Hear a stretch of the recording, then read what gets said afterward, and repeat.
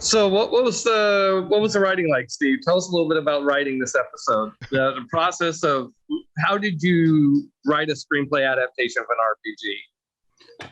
Well, at first, like I had no idea how long it would take. I just knew that the following Thursday we had to have a script to all the actors. Of course, the actors all have to have it in advance and have to read it, and of course, you have to have it in order. So I'm like, I don't know how much time I have. I had no idea how much time I'm. So almost it was over.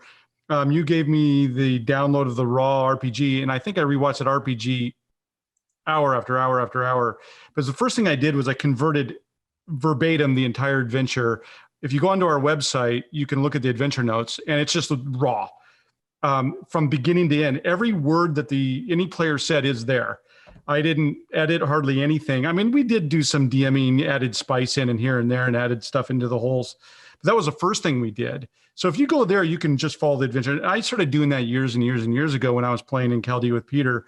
So because we'd always, details were people wanted details and wanted to remember who was the NPCs and all that sort of stuff. So I would write all these really intricate adventure notes. So anyway, I'm doing the same thing for Chaldea. So that really was sort of the basis for what the script was going to be. And then Peter reviewed it. And we're like, okay, this guy, and obviously the vendors, and the PCs. And then we added other characters. We're like, oh, we don't have time for this. I did write the whole the bank casino scene with the dwarf in there. We wrote that, and then last minute, Peter's like, nah, jettison that. We just hacked it out. Yeah, and it still ended up being a little time. Well, let's continue.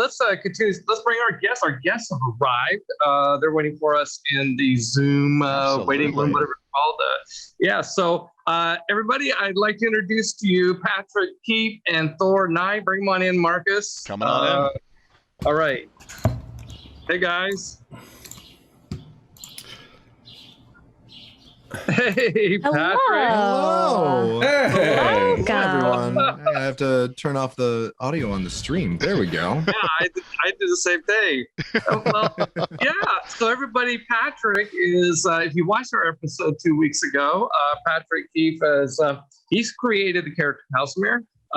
He's one of our player characters. He's in the RPG stream. So he's, this character is, core to the story, of course, as all the player characters are, the heroes. And here we have also Thor Nye, who is an actor who portrayed the character in the film. So this is kind of, is it awkward here? I mean, is this like a joint custody thing? It looks like, Well, first of all, Steve, I love the hat. Oh, thank you. I like yours too. Like, thank you. Yeah. I'll start with the disarming. I love your hair. It's great. There you go. No, it does. No, yours is. I had luscious long hair once, but I don't anymore. So. I regret to inform you that this is the part of the stream, though, where we now have to make you guys fight character to character. Sorry about that. Okay. Does he get to choose weapons because he rolled the stats? Or yeah, I'll drop the weapons in the Zoom chat. You can download them from there. Look, I'm just saying, I got a whole slew of them back there. I'm ready to go. I'm at Chaldea Studios, and if you didn't notice, that's a weapons rack right there. That's very true. So, can you supply us? Is that? Yeah. It's not a halberd if you need it's it. a death match in the future. I got Roman Legionnaire armor. Well, yeah. It's all good. Okay, so hey, I think I introduced our guest. Those of you who don't know, Steve Connor, here he is. I talk about him all the time. We don't let him on camera very often, but Steve is our lead writer and our art director. And I think everybody, I can't imagine there's anybody watching this doesn't know Sarah Moore, our social media princess, and now also our podcasting manager. Yeah. And actor playing the role of Pansy. So we'll have every one of these actor spokey sessions, we're going to get an actor and a player paired up if we can do all the scheduling. So we'll be down. Sarah will have to also wear two hats. And Marcus Mays here is our technical producer for all of our Afro shows so far. So, all right, let's just like... I want to feel the love. What did you like about the movie? What did you like about it? So I loved the fact that it was very reminiscent of the old like King's Quest games, where every single time somebody spoke, like their little profile would pop up. All the old Sierra games. It was brilliant, absolutely brilliant. I love how that all came together. That's true. And it's like a little bit of that like 40s or 30s, even like radio play, like that feel to it. And I was like worried, like, what are you going to do with all these people looking at the camera? Is it going to look good? And then you have all the, the backdrops and the art and the sound effects, and it totally works. Like I was surprised. I thought it was going to be fun anyway, but this was like remarkably good, especially for a first time.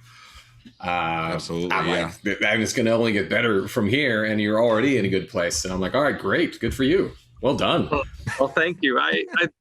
The biggest mistake of the biggest mistake we made was that I did not tell the actors, as Thor can attest, I did not tell the actors that they should be off book for this. It didn't occur to me that the actors should be off book for anybody.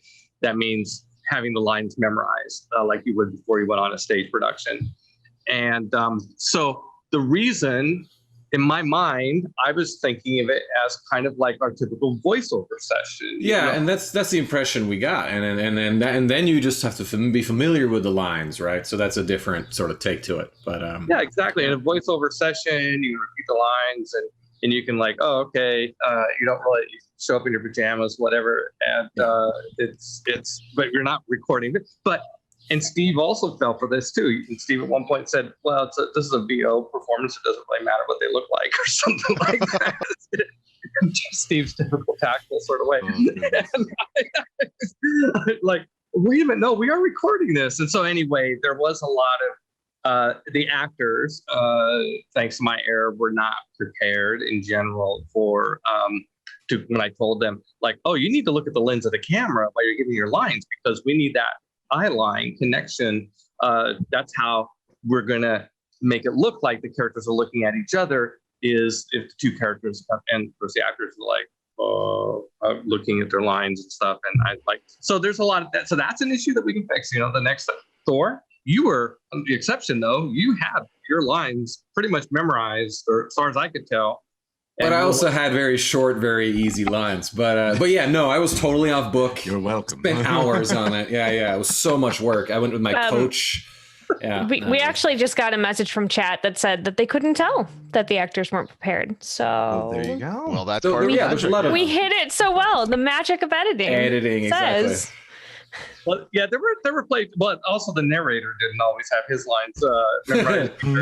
Like this one scene when Pansy's doing, and when she's at Linwood, there's this one scene where I had the Pansy art up there for a really long period of time. I'm like, why is the Pansy art up there? And it's because that narration, I was running out of time, and I just like, I'm just going to read this instead of memorizing it and cut to something when it gets to editing. Oh, that's too funny. Yeah. But no, Marcus, would you like about the movie? Well, like for me, I think it was really cool. Like from the moment I think you first brought this up in like a meeting a while ago. This always sounded like the most ambitious and interesting thing to possibly be a part of. So I definitely jumped when you were like, "Hey, do you want to come work on this thing?" I thought it came together really well. The editing kept the cues tight. The performers were on it. I just really, this was a lot of fun. I am really excited to see where we go next. Yeah, me too. I have a question for Patrick, actually. Yeah, absolutely. So, how did the final film? How did it feel like it was what you guys played? Yeah, absolutely. And that was sort of the coolest thing about it, is that like as I was watching it, I could remember all of the different little nuances of what had happened in game. That is 100% not how I had pictured Brandy in the interaction, but considering everything that happened afterwards and what we learned about that, although I won't say too much if we don't want to spoil that. It makes a lot of sense. That characterization makes a lot of sense. And I think maybe Cal should have rolled insight and picked up on that a little bit more. That was definitely a big regret that I had as far as something that happened in game. It's too funny. Yeah. Everybody in the chat was like, don't buy the potions. I was like, I didn't know. I didn't know either. So that came across as I did not know. Yeah, I had no idea that went south. I'm sure. Is that like next episode stuff? Do you already have enough or is that material something to that write? got cut? Like, Oh, Yeah, okay. we can talk about it. It was revealed because I revealed it to the players in the RPG session. Is that Brandy is diluted the healing potions? They're not regular healing points. They only heal 1 point of damage. 1 point. But- 1 but point of that's- damage per You potion. know what? That's enough for D&D 5th edition. It's enough. True. Sure about that. Depends on what you're going against. But you know, the smartest person in the room is Augie. Yeah. For sure. Yeah. Yeah, No alchemist. Without a doubt. absolutely. Absolutely. Yeah, that was a hint. She's no alchemist. I mean, I don't know. I didn't see the like insight rolls behind the scenes, but like it could easily have been like you do try to insight her and you roll terribly. It's the one, no, right? And you're I like, just okay, did cool. not. I'm buying all the potions now. Like I'm in for every gold coin I have. Torch Full I have. disclosure, when that was said, did not write that down as a note. I was like paying attention to everything else that Augie was saying. I was like, do I actually believe any of this? But Like, we'll okay, tell sure. everyone watching the stream that it was because you rolled a 1. Or I guess Exactly. maybe they actually saw the game happen, so it wouldn't fly. But yeah. No, definitely would not. Oh no, that part was edited out for real. I definitely checked. So we gotta give some Sarah. I'm gonna ask you what your favorite part, but I think I know. I think the ending was your favorite part. Oh yeah, Pansy's really fun. I like thieves in general, which is not a surprise to anyone who's ever met me. But yeah, it's very fun to get to play stealing things and making fun of jerks who are ogling people. Like she's a treat, and she has a dire bee or a giant bee, and I want all of these things in my life, and I can't wait. Well, that was so funny because I mean I knew as soon as we had a halfling rogue female character that Sarah was going to end up playing this character, and So and I good also to know me. that Sarah likes bees. And then when Xiaowen Wu, who's the player who created Pansy, said, "Oh, she likes to ride giant bees. You know, she likes giant bees." And I'm like, "Oh, okay, Sarah's not like this." It's Just just right up Sarah's alley, yeah. Just like lost my mind. I was so excited. I was like, what? Yeah. I thought the funny line that you said in a production meeting, which I didn't even consider, you're like, well, just leave it to me. I play all the flower characters. I got in all the Zelda." flowers. I'll take them. Take them. Poppy Wow. and pansy, and Oh my if we God, have that anything works else so that comes up that is a flower, I've got it. So Thor, knowing that this character was created as a PC, and then obviously you're not just an actor, you're also a gamer, you're a game designer, right? You're a professional DM, right? Yes. And so you know a lot about D&D and what it is. Was it a little weird to do a performance and knowing that there's a player character out there who you know we all put so much into the characters that we Right. create in D&D. So I trusted in the screenwriter there. I was like, okay, this is an acting gig, and for Patrick, it's a gaming gig. So I was like, I don't want to watch what Patrick did. I don't want to read the character sheet. Yeah. I'll hear the necessary information from Peter.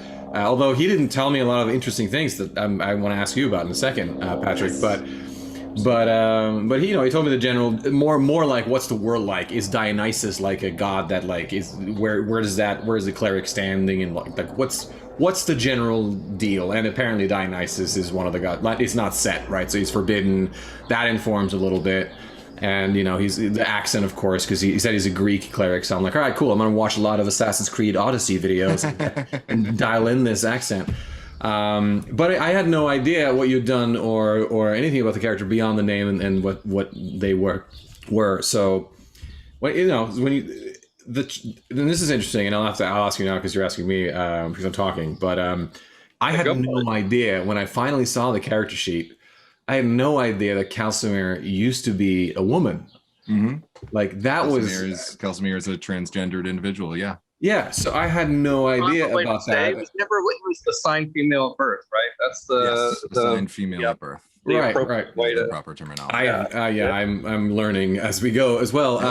But we're all learning. I just generally played it a little in not that there's a specific direction, but I definitely wanted to be a little more, pan and sort of effeminate with it and a little because he's going to Dionysus. I would actually cleric. stray away from that. I would. Okay. So I was going to say that your portrayal was sort of spot on as far as translation from being in the game to performance, because.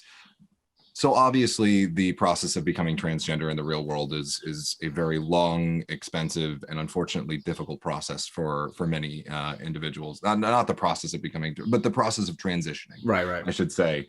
And part of the challenge of creating a character who is transgender, and I discussed at length how to create this character with many of my friends within the trans community, but also people that I didn't immediately know in the trans community, and just to get some feedback, was how do you portray that within a fantasy world where magic and wizards of transmutation and polymorph is sort of, if not readily available, at least exists, and so that ended up being the direction that I went with it. Is this was sort of like a permanent polymorph spell that they were able to co-create and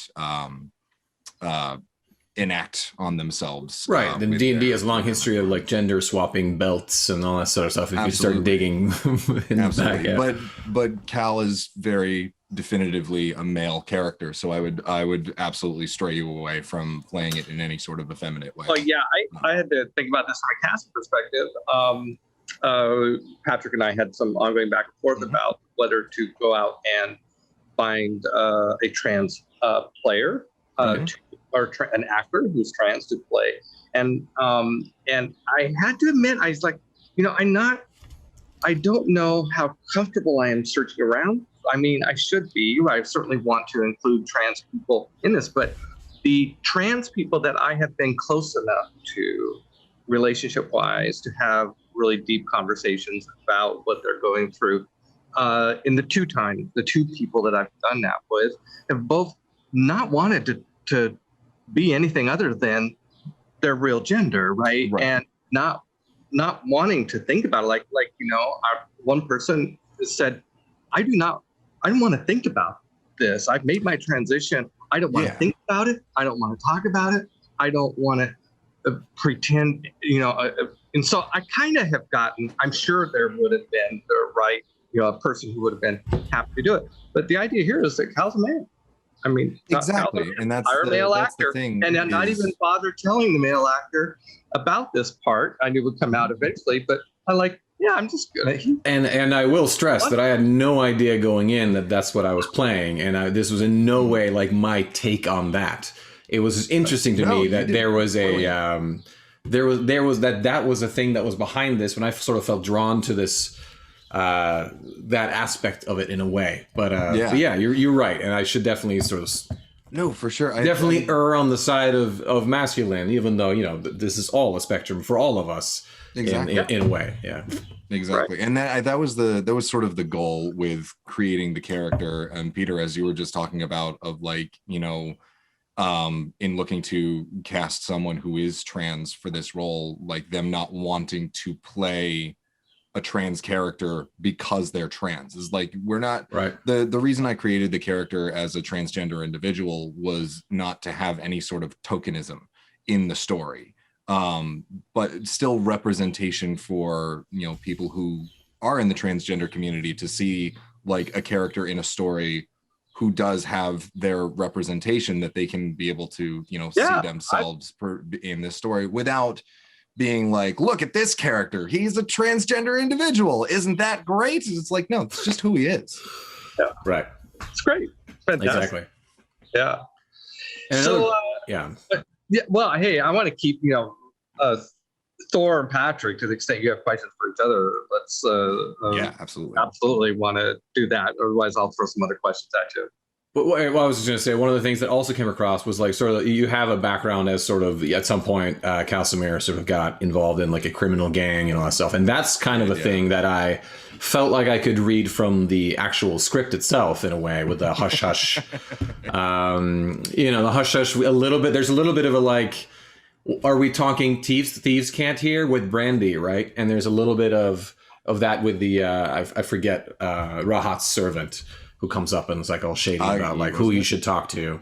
Ayu, was that the character's name? Oh no, Rahat's servant was Rahat's servants. Yeah, Razin. Yeah, Razin. Yeah, that's right.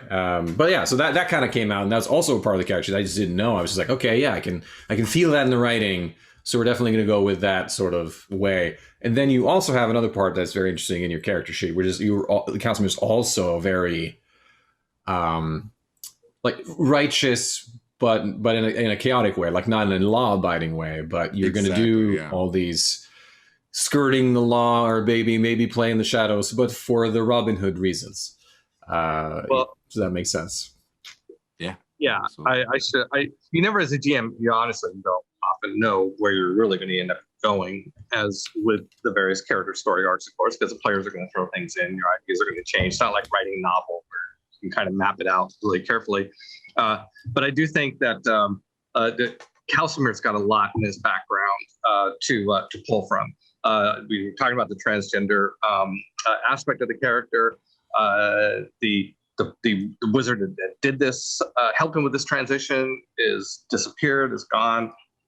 I haven't even figured out who that is yet, but I love, we have a philosophy called JIT Dev. JIT Dev stands for just in time development, which I think that oh my goodness. we develop elements of Chaldea as we need them. I figured out a few years ago that if you develop stuff that you don't really need, it actually restricts you in how you tell your stories, and it becomes too binding in many ways. So, and it'll likely change anyway when you actually get to there, right? It has to change for whatever story reason or something. So that's yeah. So we got that. We got this criminal association that he had. There's also something that I don't know if Patrick, me being a little bit of a stickler DM because I'm old school DM. Patrick is chaotic good, but the gods, I rely on the original tome, the original orthodoxy of the deities and demigods, back in the early '80s. Dionysus is chaotic neutral, and so I love if the cleric doesn't play the exact alignment of the god, because that really gives you something to tug on. Absolutely. Fair enough. No, I definitely wanted to keep the chaotic nature while leaning towards good in the beginning. I wanted to give myself room to move either further away from the teachings or maybe closer to the teachings as the story progresses. So that's going to be interesting to see how that plays. I know a lot of people don't like to play clerics for whatever reason. I love religious conflict. It permeates Chaldea. I mean, it is all through Chaldea. I mean, it's bad enough in our world. Imagine a world where the gods are real. How bad? Yeah, right. I didn't mean to mock contemporary religion. That was poor taste, and I apologize. Yeah, they deserve a little. But I think we can all agree that Dionysus is real. Well, most of us. Oh, 100%. I'm a devout follower myself. Don't start that. No. Well, the whole partying thing, there's that going on too. There's a lot to pull on with this character. Peter, I think the other thing are the stories that we're publishing right now. Right now, it's the Age of Gods. So gods are growing, and the Emperor of the World was recently assassinated, and he forced one world religion down on everybody. And now that he's dead, all the other people out there, Calcimir, for example, is like, oh my God, I can now worship my God freely. So there's really going to be. Well, the Church of Set's still in power. I mean, the Church of Set's still very powerful, so we still have the Church of Set. It's not like Fruits has gone away, but the demigod that was in charge of running it on this plane isn't around anymore. So that's a little bit of a loss of prestige. But yeah, there is a sense that this plane, among the gods in the cosmology, there's lots of gods and there's lots of planes, and they fight over these planes, and the gods are like, oh, that plane's up for grabs now, huh? Right. So there's actually, not to give you an unfair advantage here in terms of player knowledge, Patrick, but the odds that I would use for the odds of divine intervention by a god for a priest are much higher in the current situation than they would be in a normal D&D campaign, because the gods are wanting to, like, yeah, we gotta pump up our missionaries down on that plane, or some gods. Good Not to all know. gods are interested in all planes, Very good to know. but there's going to be a few gods that care about Chaldea, and like, I got a priest there in Samaria. He's in trouble. I like seeing those wheels turn in Patrick's head right now. It's Yeah. it's Cogs, wonderful. cogs, spinning fast. Plotting. He's definitely plotting. I see it. Yeah, the odds are doubled, 1% to 2%. Yes. Hey, you know what? That can be a lot when Yeah. you're rolling on a T100. Oh my true. goodness. Yeah. But yeah, no, that's definitely good to know. I mean, outside of like mechanics, that's definitely good to know as far as playing is concerned, because I think that'll inform a lot of how Cal makes his decisions when they come to not only alignment but also like in concern for his religion and his chosen deity. Knowing that there's a bit more influence than there normally would be now in this period of time. Yeah, He would probably even feel it. Yeah. Realize that this is more like, I don't mind you going as a player, because D&D is a mixture of being in character and also like being a gamer and being a min-maxer and trying to, I don't mind a balance of that. And so, but one thing I want to ask you, Patrick, is what is your sense of what Cal's relationship is looking like with the other player characters? Like, I would love to cut, and this will be good for Steve too. And we'll see how you both play as well. But I'm curious how Cal feels about, Pansy and Armando and Torgrim and Yes. This is what I want to know too. Yes. Yes, I think he very much I mean, this is not just because Sarah is here, and this is not just because Lies. Sarah and I get along very, very well.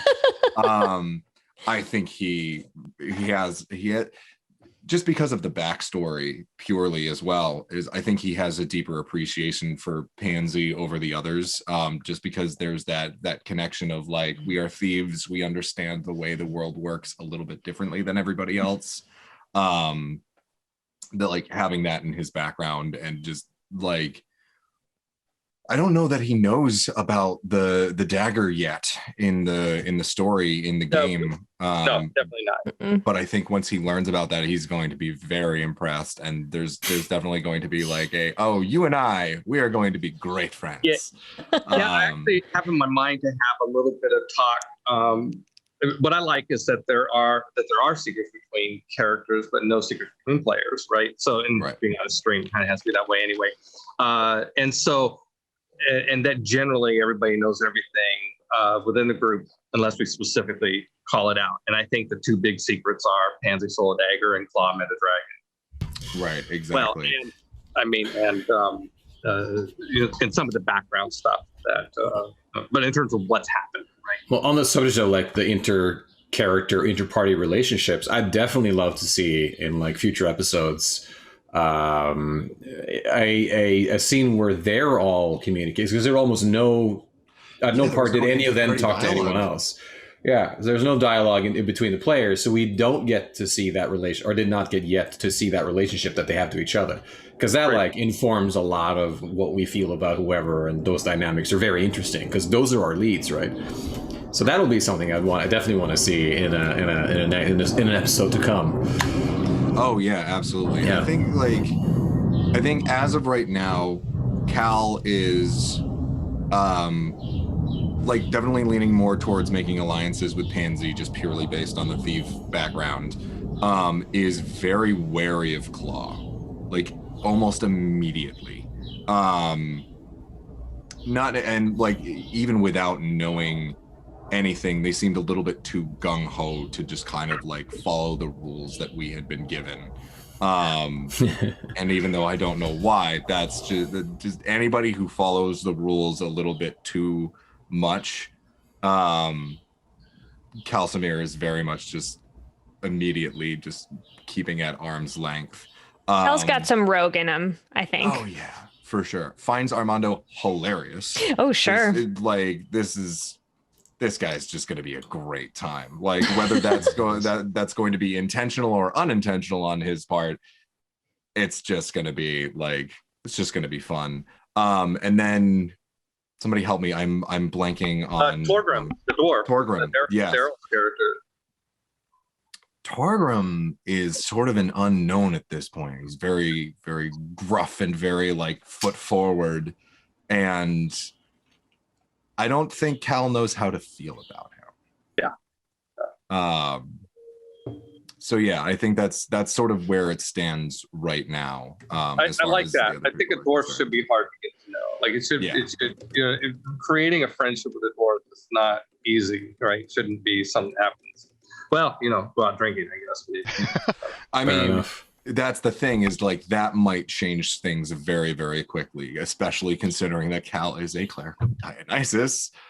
Right. There might be some conversations to be had, some like trading wine for ale secrets and stuff like that. That might be a nice little bonding experience. That's one of the things I'm genuinely excited to see what this group gets up to. The kind of mischief and stuff you guys get up to is going to be wild. I'm excited to see the actors, the performers play it in the recording session too. It's going to be fun. On that note, what just a question to you, Patrick? Yeah. What made Casimir a cleric of life as opposed to a cleric of anything else, or even trickery, for let's say? So that's the thing is that when creating the character, I was initially leaning towards being a cleric of trickery, just because I like. Hell, that makes the most sense for the character, right? You would think it's a fun cleric that's very like off the main path. Yeah. From a mechanic perspective, I was looking at Cleric of Trickery, and I've seen Cleric of Trickery played a couple times, to the point where I didn't want any of my decisions as a player to be informed by anything else that I had seen before. That's as good a reason as any, yeah. Yeah, and then also, there's not as many healing spells as far as trickery is concerned. A lot of it is more focused on words are escaping me right now. But a lot of it's more focused on actions being taken rather than support. Right. And I wanted to come into this as a support class. There's also the aspect of, from a religious standpoint for Cal, I don't think he needs his god to be the mischievous bastard that he sometimes can be. Right. And I think when he was falling into the faith, he kind of knew that. And that was at a point in his life where he wanted to be of more use to the people around him than he was necessarily at, supporting his own mischievous ways.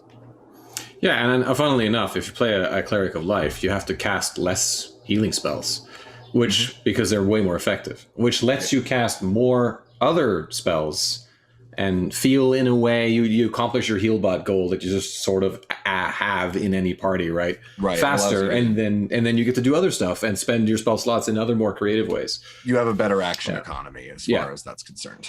Absolutely. So Thor, I want to say congratulations on playing this character so well. I thought your acting was fantastic. And Thank you.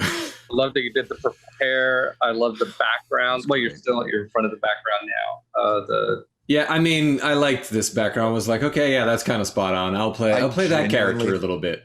The green screen was so good that I genuinely thought that you were in front of a giant like picture of Dionysus that you just had on my wall in my house, of course. But of course. Don't you have one? What appropriate casting. I just happen to have this big Dionysus. Now I want a giant. My time has come. I can't say I disagree with you. But you had, because of course I didn't tell the actors off book, again, my fault, but you had, you did a really good job of staying in character during other recordings. And that's and not to toot my own horn, but like that's so interesting to see. It's actually even sometimes more interesting to see what the other person Right. feels about what's being told to them. So like if I have any requests to the editor or the setup in the future episodes, is that you tell the actors that so they're prepared, of Right, course, absolutely, know- absolutely. and then you can Yeah. have both of the people that are in the scene on the screen at the same time, so we just get both, because that would be even more compelling. Yes, that absolutely would be. That's definitely a big opportunity for improvement for us in terms of being able to film reaction shots. Even if they're separately, you can still have somebody film or do reaction shots to what's happening in the script. Yeah, But but we if got behind. We didn't have time. It was like the recording session last week was we went. It was supposed 4 hours. We went 4 hours and 22 minutes, and I was doing a lot of shortcuts. But anyway, I wanted you to know that I appreciated that you were very much in role during other people's performances, and I would have shown that more. Except that I thought it would be too weird to go back and forth between showing. I realized that was why, and you were able to later because I could tell you wanted to with one of the scenes where that's the one that Sarah was in, or the other two towards the end. So, but yeah, and one thing you can do yourself to maybe save yourself, and this is purely on a technical note, like editing stuff at the end. Definitely, like keep doing what you're doing with cut each line in case you need them like that. But if you wanted, you could just tell the actors beforehand that we're going to do the scene, and do the scene, and then get the live dynamics back and forth, because that's also creates that's unexpected. That's how I would typically do voiceover in studio. Right. A lot of the voiceover I've recorded, actors have been really happy because a lot of actors usually go in by themselves with voiceover. But and sometimes you have to, and that's fine. You have to, for sure. Yeah. But I've done a lot of VO sessions where I've had 3 actors, 4 actors even in a sound room at the same time, so that they can and they just love it. But because I didn't have everybody be off book, then everybody's studying their lines when the other person's performing. Purely first episode pains, right? You are absolutely right. The way to do this is to have the whole scene, everybody off book, run the whole scene, top to bottom, and do it again and do it again. By the third time, everybody's got it. Do pickups or whatever you want, any mode of that you want, right? But yeah, that would play well too, I think, in this format. That's kind of the benefit of how we're doing this too, where we're gonna keep learning the better ways, the better practices to figure out how to make this better each time. So like, thank you for these notes. Right. This is wonderful. And you're already like way ahead for a first time. So I'm like, great, awesome, let's go. Yeah. Yeah. No. Totally. To Thor, to your performance, the voice was spot on. I had very much thank you. Did not do what you had done, which was go on and listen to a bunch of different voice samples of folks of Grecian descent.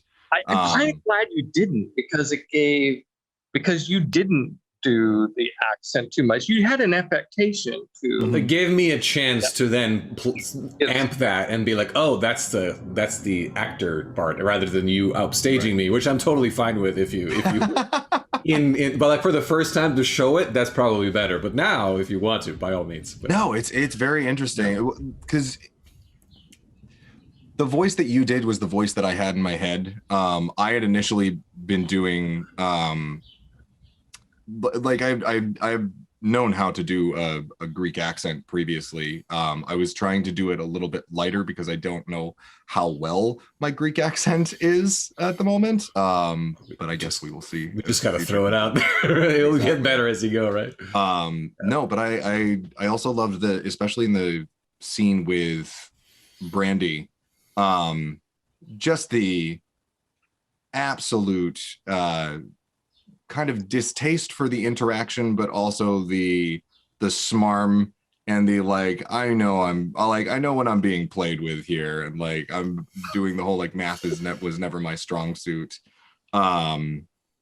Trying to see just what the other person's going to throw out as a price. Yeah, exactly. To see all right, how much are they screwing with me? Just came across brilliantly, and I love it. Even though Cal ended up getting screwed over in the end, no matter what. You knew subconsciously. Yeah. Mhm. We were laughing because it felt like this was the math episode. This Well, math I is mean, not that this is so common in the D&D streaming verse, right? You end up with your first episode. There's a little bit of like zero session, and then there's like hours of shopping, or at least an hour of just shopping, and it's just like, this again. Yeah, I'm gonna At least skip we to want to episode make it 2. humorous, hopefully. Yeah, so it became more interesting the way it was done here, but that's definitely a trap that people fall into. Well, and I had I did the constraint of like, oh, sun's going down, the market's closing. You can go to one shot, right? And then tomorrow All right, morning we gotta go. the hunt starts, right? Yeah. And so that's obviously a bit of a force the situation. But yeah, nobody wants to watch a lot of shopping. But we try to make it interesting. I think it gave us a chance to get to know the characters. Absolutely. So that's great. Yeah. Hey, Peter, you should give us a sneak peek of what's happening next. Yeah. Next time on Actoroki. Trailer. Oh well, I don't know. Next I mean, time. I know. You know what? Players are going to do what the players are going to do, right? I thought you said I that. might have a couple of things. I might have throw a couple of threads out there and see if they Sure. grab them. You know. I thought you don't had a want- nightlife scene you had prepared. Oh yeah. So I have. Yes, I do. So I have a. Well, what I want to do structurally, is get to the hunt. So we can do a hunt and come back from the hunt and still have episodes left after that, right? Like I want to, I don't want the whole too much of the 6-episode thing being around one hunt. And I also don't want to wait too long for the hunt because I think that doing a hunt and then coming back afterwards and maybe just make them like one shot, like, okay, this episode is the hunt. We're going to go out there and come back as opposed to being like 5 episodes of being on the hunt and then end it when they get back. So I have but I want to do a little nightlife stuff, but it's like the town role playing. They can drag on and on and on. So I have just a random chart. I say, okay, you can go drinking, you can go fighting, you can go to the brothel, or what was the other one? I'm missing one. I wasn't go over this. What else It's- would one Fighting, need? drinking, brothel, mhm. Are you missing anything? Yeah, gambling. Gambling? Okay, Gamble. gambling.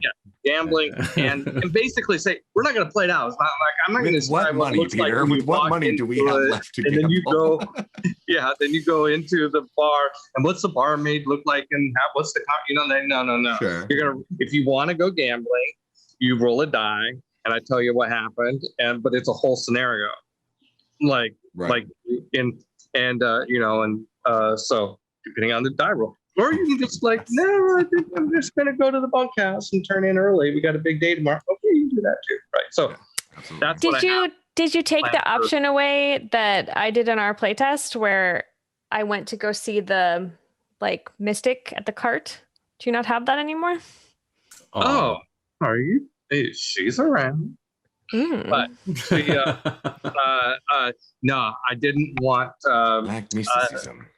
I didn't want that to be in the first session. Right. I'm sorry. Spoilers, everyone. Just add the spoiler tag real quick. 1 second. Yeah, there's a Oh. fortune teller. I can't remember her name, but there's a fortune teller who's at the shop, and I just put that. Nope, she's closed today. Where's she at? Yeah, so I had a real quick question. Sure. Real quick. I had a question for Thor. From an acting perspective, not knowing anything about the character, but knowing that there was this sort of pre-established characterization for Calsamir. You had talked a little bit about it earlier, but what was the process going into creating the character in your own head, and what were your first impressions of Cal as a character, just having the script in front of you? I mean, we talked about some of it that I managed to sort of guess right, but it was definitely all taken from the script and the little bit I knew about the world from Peter. Mm-hmm. In knowing that he's a passionate person because one, Dionysus is his god, so he has a zest for life, like a spark that he celebrates life. He is passionate because he's apparently a cleric of Dionysus, even though that was like illegal, but he went all the way anyway to be like a true devotee, to where you're granted powers, right? And I didn't know anything about the background really, but that was one thing that stood out. So I was like, all right, we're going to be played a little that way. It was also clear that he probably had, if not good charisma, then, the better, or among the better charismas in the group, because, Augie came up and was like, oh, that's the leader. So that's a thing you just pick up from the script, right? And you're like, all right, cool, I understand now. That's the thing. And then Peter even told me that was something Kalsimir himself was a little surprised by. And it kind of comes across in the script as well. So then it's like, all right, well, you're not, you didn't intend to. You're not the kind of person who like steps forward and like, I'm gonna save you. But you're like, okay, let's go with what's happening here. Let's sort of go with the flow a little bit. And those Patrick two was things. definitely surprised by that as well. By the way, Right. I was like, oh, okay, this is happening now. Can I help you? Yeah, exactly. But- Yeah. By the way, it's funny because Gabriel Mondovega, who played Armando, told me afterwards he thanked me for not picking him, because he says, like, I always play bards because that's what he does. Because he plays a musical and he is a professional singer and a performer, and so he loves to play bards. And he said, and of course, bards need high charisma. So inevitably, when I'm playing a D&D game, there's an encounter. The DM assumes that that has the NPC assume that I'm the leader because I have the highest charisma. Right. And I get so tired of always being leaders. I don't want to be the leader.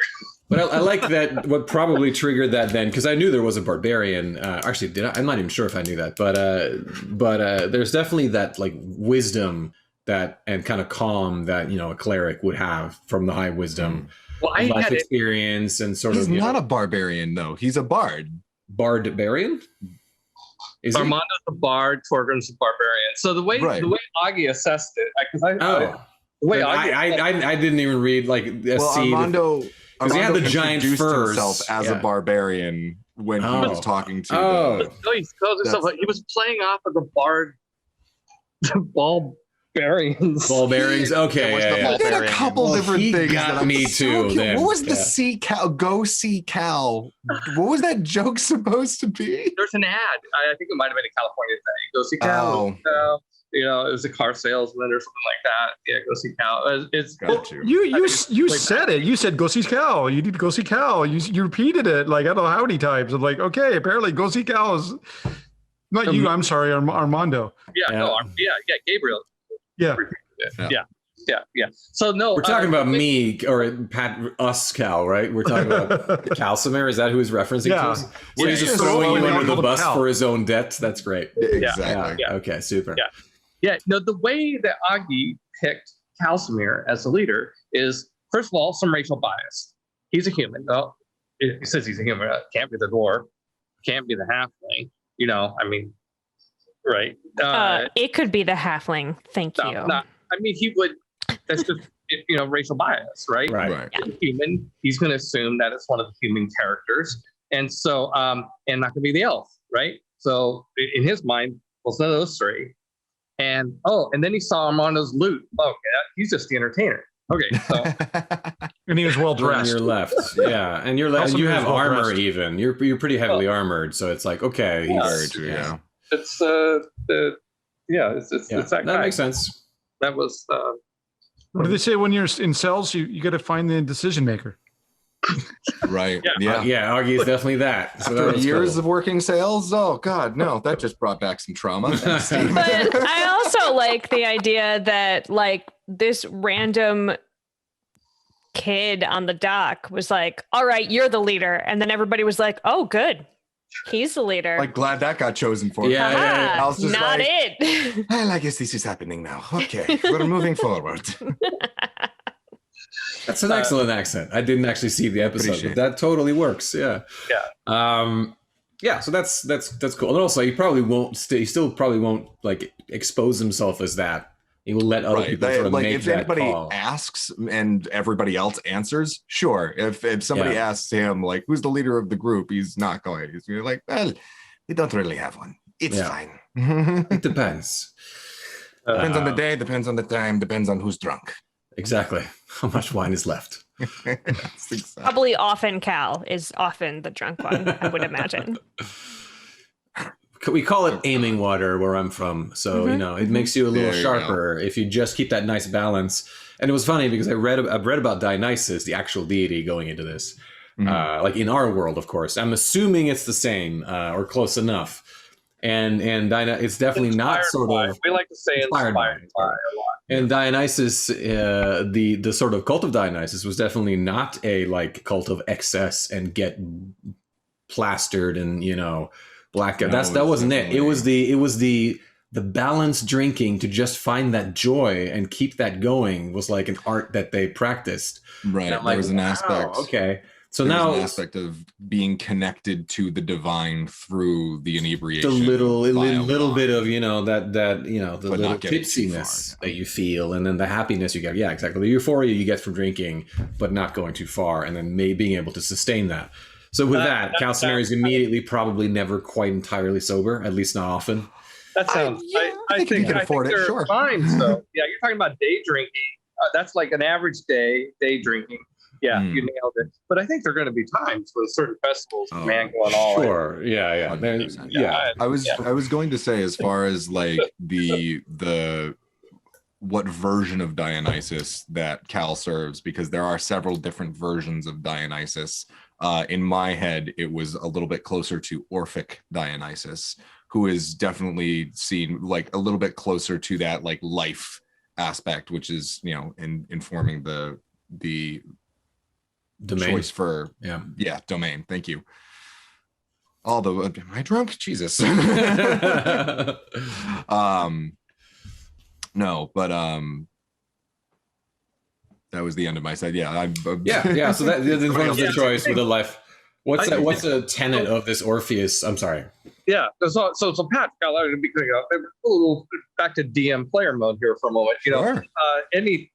I love players, of course, having input on these sorts of things, which is very generous as an old school D&D. You know, DM is God. No, but Oh, no, yeah. I'm progressive. I've modernized. I It's have funny that you evolved. say that. So yeah, so definitely tell me. But if you, so you can definitely help me steer what Dionysus is. Absolutely. But if you don't Sure. tell me what, if I don't know, then I'm gonna. Oh no, pretty let's close to have what a says dialogue. Absolutely, at some point. It's the yes and. A progressive DM is Yeah, the yes exactly. and the DM. Yeah. Yeah, but no, it's funny not that you mentioned that the DM being viewed as God is sort of the old school thing, because in our home game, whenever the DM like comes in and says, whenever she comes in and says, you know, like this thing is happening, and there's like a in/out of character moment where we're responding to the DM, will be like, oh yes, and my character is like, oh yes, thank you, God. No, we appreciate that. Yes, that's exactly what we're doing. Yeah, that's perfect. Yeah, well, I think it's some of that is just a bit of performance too. It's fun to kind of, I mean, sometimes as DM, I do have that tendency to sometimes like, well, sometimes you have I'm to. just gonna tell you, here's a big part of your backstory that you don't have any control over. I'm just telling you, like tell me how you got arrested, and then okay, then you got sold into slavery, and then this dragon bought you and send you to the Just hunt. like life, you don't always have a choice. Yeah. Sorry, that happened. Well, no, sometimes just the world is like, that's the thing about D&D, is that it's not just the players affecting the world, it's the world, or it's not just the characters affecting the world, it's the world affecting the characters, and that has to be a huge part of it as well. I'm telling you things that you already know because you have been doing this forever. But the viewers, I think I viewed the first session as, up to the point basically when you docked once you had docked at Graver's Pit, then you started having some agency. But I viewed the kind of everything that happened before that, which we did play out to some extent, as more me contributing half to the backstory. Like you wrote a backstory and you took the backstory of your character up to this point, and then I got to author the backstory for a chapter, and that got us to Augie. And now we've got, Rahat has her claws in you. And one thing, by the way, I love about Augie is, and I don't mind just giving away that he is what he seems to be. I mean, he's a good guy. Like, he's a good, smart dude. I love to have the character that people are suspicious of, like you were playing the character, and like Cal, like Thor was, you were Yeah. acting that, but I've done a lot of travel, and usually a guy just wants to do a really, really good job so he gets a good tip. I mean, that's, or she, right? That's typically what a guide wants to do, is exceed your expectations and take care of you in so many ways.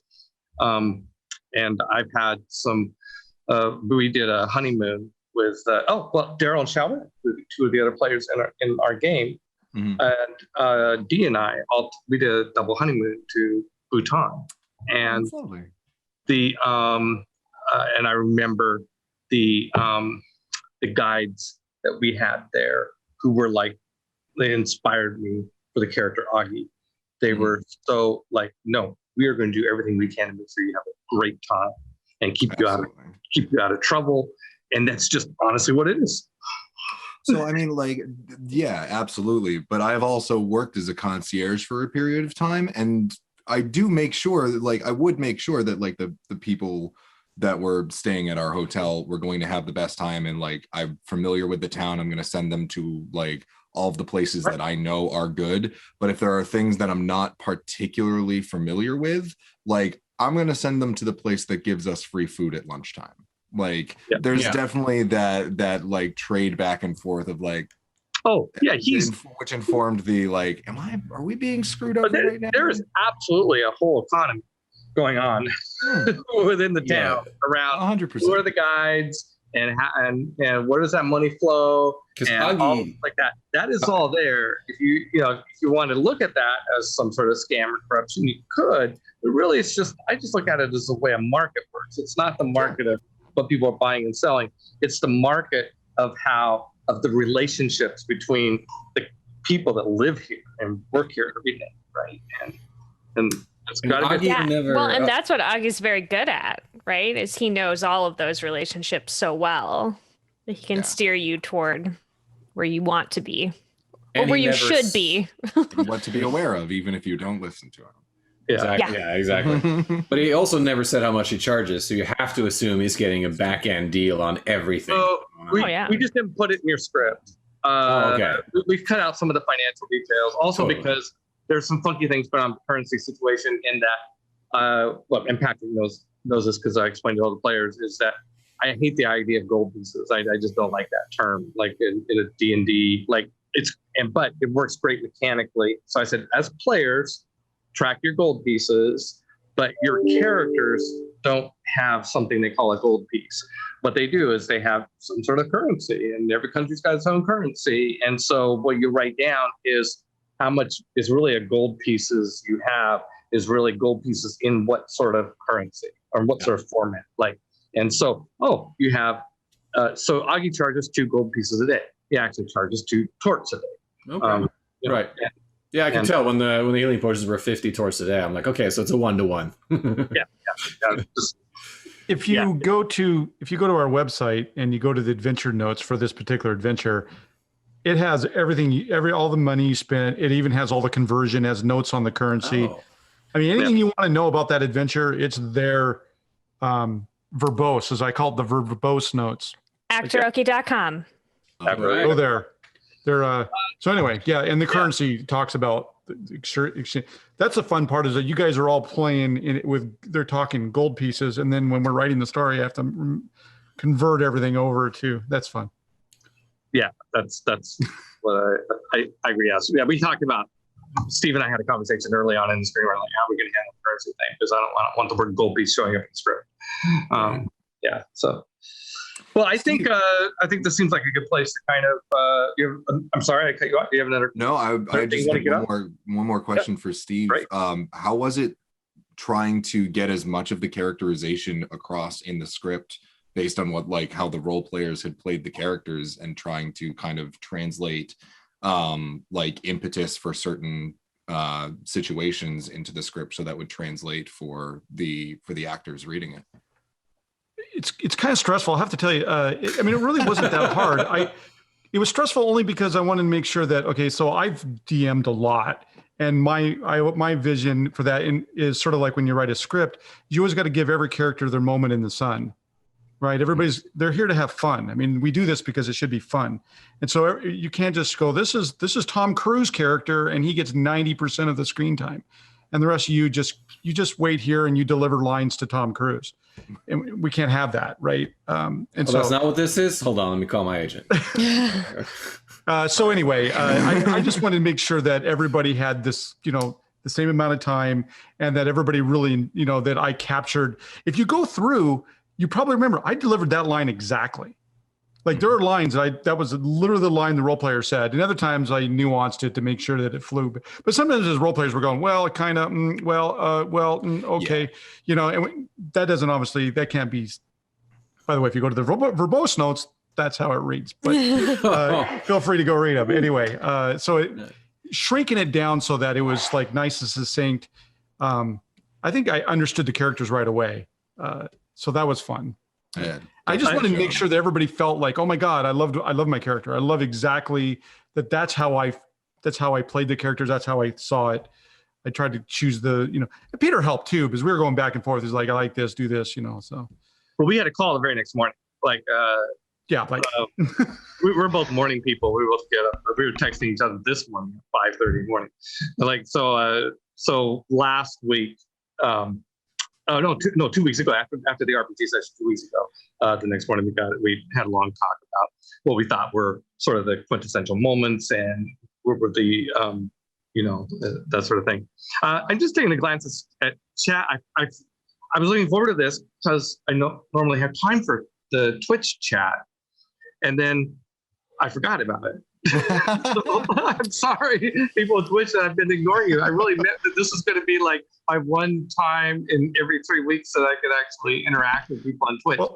So I just want to say real quickly, I saw John Bishop playing Horsey Jack, or Torgrim in our stories, asked why not talk to the dwarf. I don't know if he said that. Egress.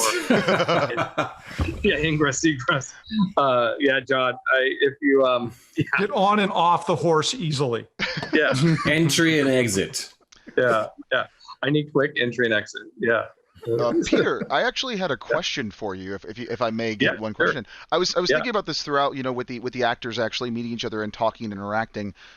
But this is more for you on the role play side. Is there anything that now that you've seen this up on its feet, you've seen the players and you've seen the interpretations of the performances from Steve's script? Are you thinking of any different way to not? I don't want to say like change, but like kind of evolve with it, or do you have any thoughts about that? Oh my gosh, it's certainly the performance I take as close to. Like that's a crystallizing the vision of who the character is, right? So, Steve comes up with a character, or if I come up with a character as a GM, a player comes up with a character, we role play around the table. Well, when you go out and cast a character with an actor, well, okay, that's when shit gets real. I mean, that's like, okay, now we know that sort of trumps to some extent everything else that's happened in terms of like that. That's the progression of dialing in what the world looks like, what the characters look like, and so on and so forth, right? So, like, I had a different way I role played Brandy than way Stefano role played Brandy. I had, and now to me, no, that's a refinement now. So I like that. I also think that there can be a certain amount of divergence. It almost contradicts what I just said. The screenplay is an adaptation of the RPG session, just like David Lynch's Dune was an adaptation of Frank Herbert's writing. And it's important. It's important to keep that up, because if not, you're just watching the same thing twice. Yeah, which isn't super interesting, Exactly. Right. Yeah. So there is. And those two ideas sound contradictory, but they're really not. You just find where you want to mesh them together. I think it helps you. One nice thing about this too is actually the slowing down a bit of doing an RPG session, and then we have 2 weeks where we're reliving the RPG session gives me just a lot more time to think about the characters. And like, frankly, I have way more things in my head that I want to on the characters than I can possibly get to.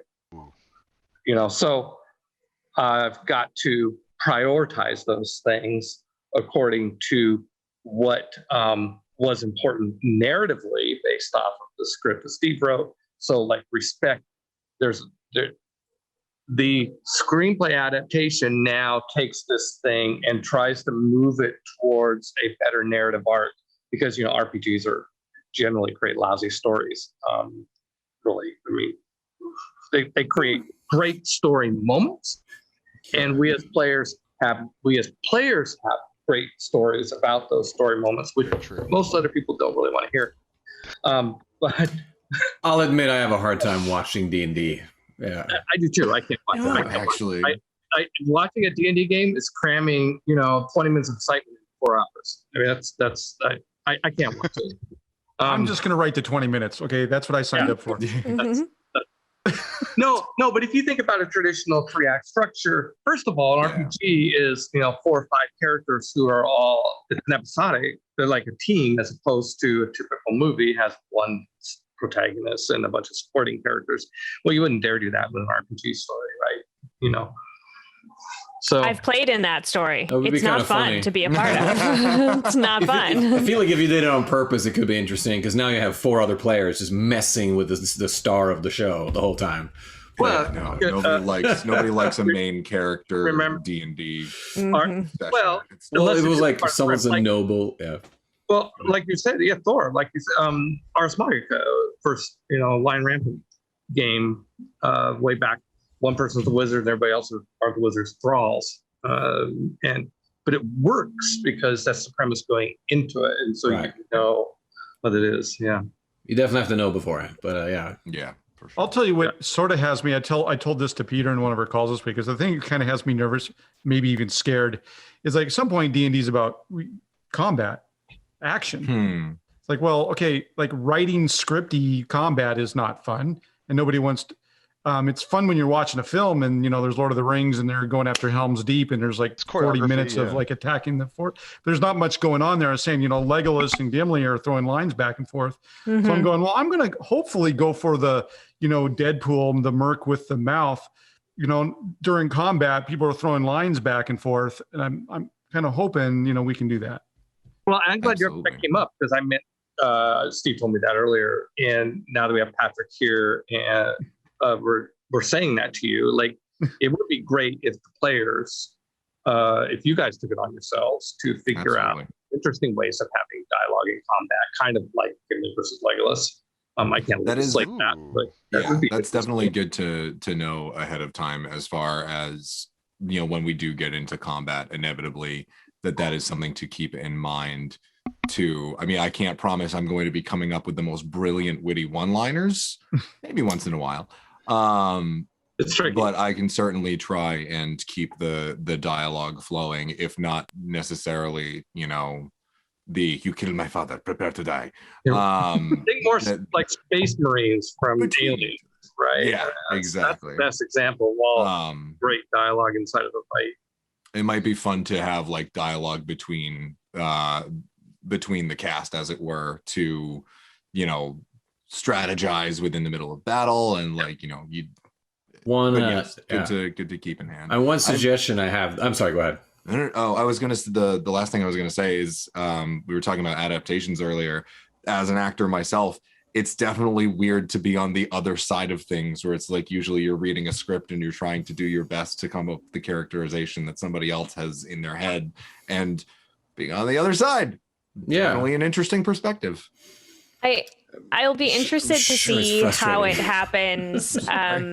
Like if the role players are watch the session, and like how it maybe will affect what their RP is coming up, but like if it affects their RP or their choices, or like I would really like to see my actor do this. I'm gonna get Yeah. this in there. Like, let's see what happens and see if I can make them do this, or like oh, I'm worried about doing this thing because I don't know how that would play out in a script, and I'm not comfortable, like, so it'll How be really many interesting to ways can I see. mess with Thor? Yeah. Yes. No, please throw it at me. But no, what I was going to say was whenever you, and this, I noticed this being very effective in another stream I was on, where a guy played a cleric specifically, but it wasn't because he's a cleric, but generally he had a phrase, like some sort of holy phrase or incantation for each spell he cast. So like he would role play that whatever the situation was, he would say the phrase and people knew, oh, here comes the healing word, It's kind of like a catchphrase for the spell, but it also immediately allows for that's a little bit of the space you need to fill in combat right there, right? Yeah. I'm currently playing a paladin in my home game, and he's a paladin of the god of death. And his whole catchphrase is the goal of all life is death, and what is dead must rest. And so that is something that often comes up in that exact situation. So yeah, I know exactly what you're talking about. And that's not just for you. That would be like a thing for you, Peter, to tell every caster, because that makes it easier for you guys to then translate that into script form. But yeah, you have to have him sing when he does the bard, right? He's going to sing, I think. He wants Gabriel's a singer. He's gonna, I hope that's what you said, so I hope so. Yeah. So I think Gabriel, I think Gabriel spent a bunch of time preparing for the session, but it was all preparation about what he would sing versus what spells he would do. And then, we never got to the fighting, so he never cast any spells. I think he felt like he could get a chance to do the singing that he wanted to. I think the real question, though, is the actor you cast to play him also a singer, or? Oh, I thought that was who was the singer, but it's actually the creator of the character. Player. The player is the singer. Okay. Rennie, because Rennie is playing him, right? Rennie, are you still on? How's your singing? Tell us if you're a singer. Well, we can always do Milli Vanilli, right? Sure, yeah, he can lip sync to it. It'd be hilarious if he's a great singer on stream playing the game, and then the actor just does his best imitation. Yeah. God save him on stream, knowing it's going to completely tank. That'd be a funny reversal of realities, but yeah. I get it. Yeah. What happens when you're singing as a bard and you're pitchy? I mean, does it affect the spell? Yeah, you roll a lower healing Is that what die. happens? Exactly. You wanted to heal a healing word, but you only rolled a, whatever, or you had note was off, so you only rolled a 3, or a 2, or 1, or whatever. Yeah. Although I do love the idea of a bard who is very effective, but is just like completely tone deaf. Worst. Yeah. Just like can't. Just has the power, but cannot at all. Well, for the that life plays of him. into that plays Switches into a bard instruments every doesn't time. necessarily have to be musical, That's true. right? Mhm. That's what Satine's Kickstarter is all about right now. So we'll plug that for a moment. There you Yeah. go. Yeah. No, I definitely played a storyteller bard where he was just narrating the fighting that was going on, and that was what created the magic. That was fun. Yeah. Well, yeah. Fun combat banner. One idea would be if the players now all start treating Cal like the leader and say, "All right, what do we do?" All right, then tell us what we're supposed to be doing now. Cal tells them what they need to do, but then they just do something else, right? Just takes a long sip of his wine, just be like, Yeah. flips a coin. We're doing that. Maybe he's really bad at leading combat. Like, everybody to the front, let's all run away, or whatever. Right? It's like, that would be interesting. remember, Be leaders interesting get all to the play credit and they also get all the blame. It's true. that. Very true. well, I Why read everybody and nobody wants to be the leader. Yeah, I did. And, when I was first thinking, when I first decided to do this, I didn't immediately decide to do it 5th edition, because I was tempted to do 3rd edition because, my name's in the credits, I should do the 3rd edition. Yep. But I was also tempted, there you go. I was also tempted to do AD&D just to be old school and I'm an older guy. Been around a long time. I can just kind of play the grognard thing. We'll play AD&D and we'll just do that, But I don't know where I was going with that. There's I some think reason- you're opening up for a wider audience if you stick with the what's the wave on D&D, like 5th edition, which is more Yeah, approachable that's- and people yeah. recognize it, and that's Well, just and- a smarter well- choice if you want to have a bigger audience as opposed to yeah. just have your own fun. Yeah. It's the well, if I was doing it for fun, I'd play Burning Wheel. No offense to everybody who likes Dungeons and Dragons more than anybody, anything else, but if I was just doing what I wanted to do, I would run Burning Wheel. I'm sorry. What? Burning Wheel. Okay, I don't know it. That's my favorite. Ooh, you That's my should favorite. know it. It's wonderful. That's what Noted. you're in for. A role playing. I'll New do. role playing. I probably do it pretty well sometime. Anyway, but the AD&D, I ran this scenario. I first of all, I did design AD&D, and as a GaryCon scenario, and I ran it at GaryCon, and This past and I year? just a few weeks ago, right, a virtual GaryCon, and I was a little like nervous about having run AD&D in like 30 years, and so I was like, I did some playtest games of AD&D with like my neighbors and some Sarah and her husband and other friends, a couple people who are in the game actually. Denise was in one, and Mhm. when I was by the time I ran all those playtest games and then did the AD&D game at GaryCon, all playing AD&D, and I was like, okay, now I remember why I stopped playing AD&D. It's like, okay, I don't need to go back to AD&D for a long time. That's fine. I got that out of my system. It was fun. It was very nostalgic. It was really cool to do it for a few times. And like, okay, the surprise rules, forget it. Things tend to be better over time, or Yeah, get better over things- time. Yeah. Things. Mm. I mean, Stefano runs a great AD&D game, you know? You sure, but it's also about like other things than the rules. It's, it's the dungeon. It's him. It's like the Because he doesn't use half the rules, and that's fine. You know, he doesn't bother with most of the AD&D rules. You know, and unless he gets a wild hair and just wants to be stickler about something, and then he pulls out the spell description like this only lasts 3 rounds. You know, Yeah, I've got Perfect to play with him imitation. a couple times, and I feel like it's not about any rules. It's like, how crazy and fun can you get? How can you surprise me? I want to do this.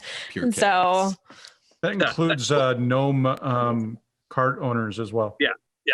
Fantastic, Brandy. Yeah. So now you have to play Brandy that way, Peter. Whenever Yeah, you that's don't what have I'm to. most That's excited true, for. is that- Actually, oh, that's yeah. to be the best part. I get to try to role play Stefano's performance of Brandy at that. Is this an infinity mirror thing? where- circular It's just constantly in It's like the land of worse butter. performance. It's it's RPGception. It just keeps. Eventually, Pull it Thor back and I on are going to itself. just merge into one. Yeah. individual. Yeah. We'll be like in the same sweater. Yeah. So Mm. Stefan, we could wait. Stefan is watching, and John Bishop has still been hanging in there with us. I see both of them making comments in there. So thanks, guys. Thanks, John. Hi, Stefan. We love you. Fantastic. and Carlton. So a lot. You guys catch some of the chatter in the background of the sound effects. A lot That of was people probably- great. yeah, those were Anna and Stefano did those sounds on a background. It's good. All right, that was I nice. had a long week. Yeah. 14, 15-hour days all this week to get this video done. So I'm ready to, I'm starting to crash, guys. So let's wrap up our show. Fair enough. That sounds Sounds like good. a plan. Hey Peter, I'd like to say one thing. I thoroughly enjoyed the players and the actors. Yes. I was just in awe, honestly. Like I'm just watching.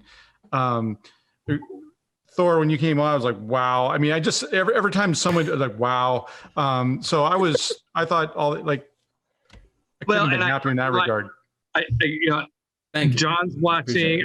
I hate to call anybody out because Yeah, exactly. I'm always worried about the person I didn't call out, thinking, well, what about me? Right. But John, if you're listening, you did great at Storgrim. I mean, that you would capture that dwarf was it was Excuse me, this is my episode. Right here. He's in chat. Next time I'll be in chat, and then you can talk Don't you about mean him. our episode? Our episode. You're Oh, I right. was never going yes. to talk about how awesome you were, right? Oh, yeah, there was lots of good. Good. Anne did these great voices for us, and was good. Anyway. Awesome. Yeah, it was a pleasure. It's, you know what? As a writer, it's always easier to write when you know the voice, who you're writing. I'm Yeah. sure. It's just so much Yeah. easier when you're just creating something out of whole cloth on a white page. You know, you're just staring at it, going, "Okay." But once you hear that voice, now I know exactly how the role player is going to role play the lines. I know exactly how the actor is going to deliver the lines. It's just gonna be so much. Yeah, nicer. that's why television shows tend to get better after the first few episodes because the writers are dialing in on who's playing the character, right? But yeah, no, it was a pleasure to meet all of you, and especially you, of course, absolute Patrick, pleasure. and the rest of Right you. back at you. Yeah, Super cool. And, It is a uh, Thanks pleasure for to being be on. here. it It is a is. pleasure It's to fun. be here Thank at you, the Peter, table. for putting all this thing together. Thanks for coming play with Fantastic. me. Yeah. You creating this as well is just an absolute honor. Oh, fun. it's all this It's a really good time. I'm happy I agreed to do this. It was a good decision. Good job, you. Yeah. Yes, me. Well, we appreciate it. Yeah. All right, thanks, guys. Anybody still hanging with us in chat? I see some of you in there posting. Thanks for sticking around, letting us shoot the bat about this a bit. It's fun to create something new and different. Something I'm very excited that we've stumbled across this idea of this Actoroki thing. I really like it. I am having so much fun. Like I said earlier, it's become a way that I'll be able to work with actors more often than our traditional format. And we're still doing that too. Of course, we're in the background. It's not like we're doing this and forgot about our principal storyline for Chaldea. We've got people charging head. Just last week, I did some more narration with Eric Ray Anderson as Marco Hamilgrar. And we've got Tanel working on art. We've got stuff going on. So anyway, and as the world recovers from this horrible pandemic, as Gen Con recovers, once we get some money flowing again, we'll be able to pick up the pace on that part of the business as well. So, but boy, this is a lot of fun. We've loved doing this, and I'm glad that those of you who said that you liked it. And all right, next week. But it's for now, next week, what will happen next in the Sumerian hut? Follow the adventures of Pan, Thorgrim, Armando, Calcimir, and always the danger of leaving out who am I missing? Armando. It's late. Everybody, thanks for coming. It's late. Good night. Now. Woohoo. Good night, everybody. Follow us on our socials, please.